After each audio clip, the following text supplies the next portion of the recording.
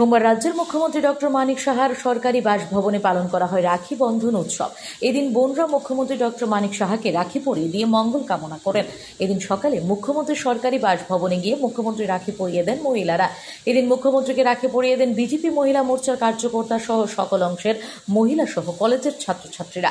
পরে মুখ্যমন্ত্রী সাংবাদিকদের সাথে সাক্ষাৎকারে রাখি বন্ধন উৎসব উপলক্ষে সকল অংশের মহিলাদের শুভেচ্ছা জানান।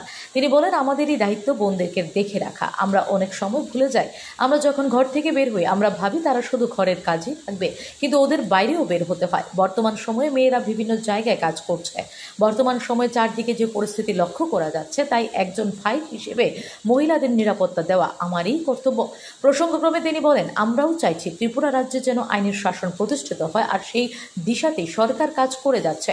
মাঝে মাঝে এদিক সেদিক হয়, কিন্তু যখনই কোনো সমস্যা হয় তৎক্ষণাৎ ব্যবস্থা নেওয়া হয় এবং সেগুলিকে আইনের আওতায় নিয়ে আসা হয়। পাশাপাশি তিনি আরও বলেন, এখন আমাদের হিংসামুক্ত ত্রিপুরা গড়তে হবে, আর হিংসামুক্ত ত্রিপুরা গড়তে পারলে যে কোনো সময় আমাদের মা এবং বোনেরা রাত্রিবেলা হোক আর দিনের বেলা যে কোনো সময় তারা নির্ভয়ে কাজ করতে আর অসুবিধে হবে না।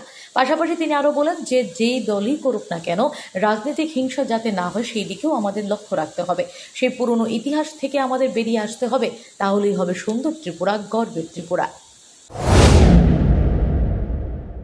তো যেরকম অবস্থা চারিদিকে দেখি এখন, ওদের সম্পর্কে আমাদের নিরাপত্তার বিষয়টাও কিন্তু আমাদের চিন্তা করতে হবে।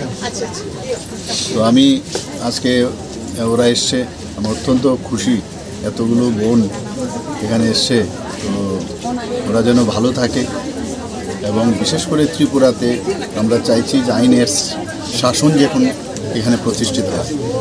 মাঝে মাঝে এদিক সেদিক হয়, কিন্তু আপনারা নিশ্চয়ই লক্ষ্য করেছেন যখনই কোনো সমস্যা হয় ইমিডিয়েটলি সেটাকে অ্যাড্রেস করা হয়, এবং সেগুলো যাতে আইনের আওতায় নিয়ে আসা হয় সেই দিকে কিন্তু আমাদের সরকার এবং আমি নিজেও এতে সতর্ক থাকি।